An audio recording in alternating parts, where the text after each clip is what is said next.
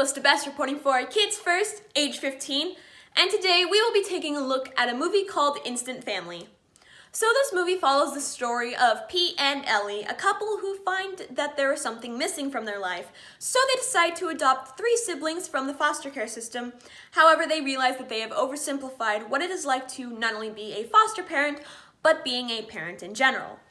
So I need to make something clear. My mom used to work at a group home, and I've had experience helping a charity that helps out foster kids. So basically anything that talks about what it's like to be a foster kid, I'm all on board for, so I came into this movie kind of biased. However, I will admit this is actually a pretty good movie, even excusing my personal bias. So this movie goes into some very heavy subject matter, what it is like to be a foster kid. Now, these kids have gone through a lot psychologically, and this movie does not sugarcoat it. That is one thing I really much like about it. It is very blunt, and it definitely destroys the stigma that being a foster parent is not that hard. These kids have gone through a lot, however, they are still very good kids, and I really just like how this movie, you can tell it had a lot of care and effort put into it, and that might also be because the director actually is a foster parent, so he has personal experience with what it's like to raise foster kids. And this movie is also a comedy, so the question is, how is the comedy? For the most part, I enjoyed it. However, there were a few jokes at the beginning that really just didn't work for me. They felt a little forced, and it was oftentimes jokes about foster kids. For example, this is the biggest one I can think of. There's a joke where Pete says that this one girl looks like she has fetal alcohol syndrome, or she was chained to a radiator all her life. And while this joke does have a funny payoff, the implications just didn't really land for me. It just made me a little uncomfortable. However, that might just be personal taste.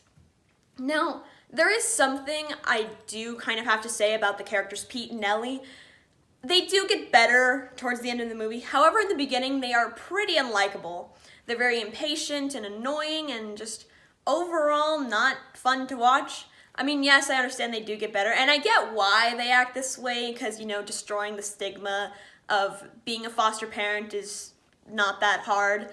However, I just feel like it was a little overdone at times.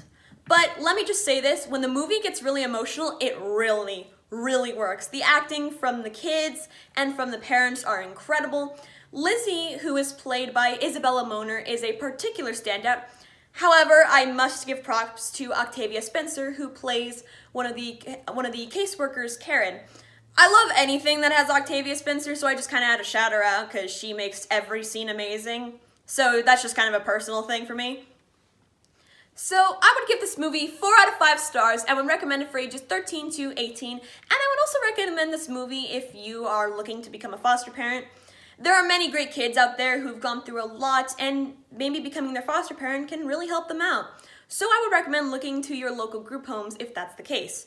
And this movie comes out on November 16th. So that will be it for this Kids First review. If you like it, make sure to check out the Kids First website and, of course, all the other Kids First reviewers. I will see you all later. Bye-bye.